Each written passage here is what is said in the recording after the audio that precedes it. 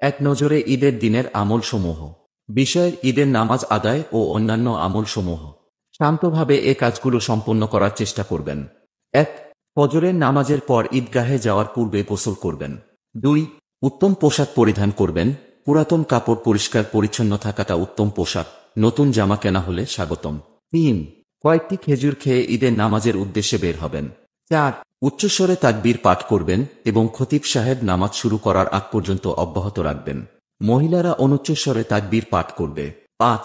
তাকবীরটি হল আল্লাহু আকবার, আল্লাহু আকবার, আল্লাহু আকবার, লা ইলাহা ইল্লাল্লাহ, আল্লাহু আকবার, আল্লাহু আকবার, ওয়া লিল্লাহিল হামদ।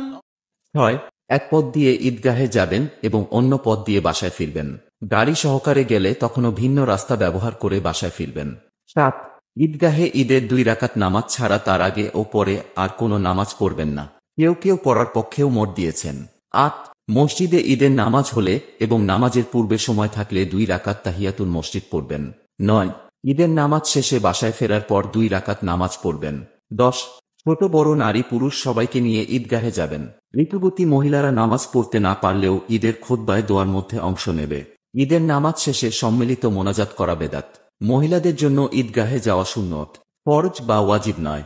১১. ১২ তাকবীরে নামাজ পড়বেন। প্রথম রাকাতে ৭ এবং দ্বিতীয় রাকাতে ৫ তাকবীর, এটাই সুন্নাহ ও অধিক উত্তম। ১২. ৬ তাকবীরে নামাজ পড়লেও সমস্যা নেই, সর্বাবস্থায় ইমামকে অনুসরণ করতে হবে। ১৩. ঈদের নামাজের প্রথম রাকাতে সূরা কাফ এবং দ্বিতীয় রাকাতে সূরা কামার পড়া সুন্নত। বাইরে গরমের কারণে মুসল্লিদের সুবিধার্থে সংক্ষিপ্ত সূরা পাঠ করা বৈধ।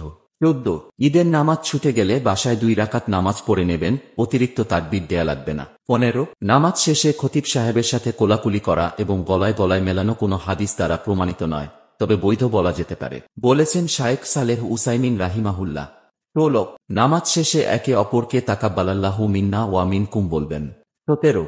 ঈদ মোবারক বলা জায়েজ, এটাও বলতে পারেন। ১৮.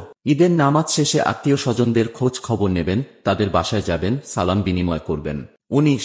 এদিন কবর জিয়ারত কিংবা ঈদের রাতে অতিরিক্ত ইবাদত করা জায়েজ নয় এবং এসব কাজ প্রমাণিত নয়, সুতরাং সকল প্রকারের বেদাত থেকে বিরত থাকবেন। দলিল: তাবরানী, মুয়াত্তা মালিক, সহিহুল বুখারী, রেওয়াহু আবি শাইবাহ, আস-সিলসিলাতুস সহিহা, মাজমুউল ফতাওয়া, সহিহ মুসলিম, মুসনাদে আহমদ, দারেমি, বাইহাক্কি, তায়ালিসি, ফাতহুল বারী, ইবনে মাজাহ। সাইফুল্লাহ মেহেরুজ্জামান, ইমাম ও খতিব, বিশর বিন আল হারিস আল আনসারী জামে মসজিদ, শারজাহ। আপনাকে আন্তরিক ধন্যবাদ। সাবস্ক্রাইব করতে ভুলবেন না।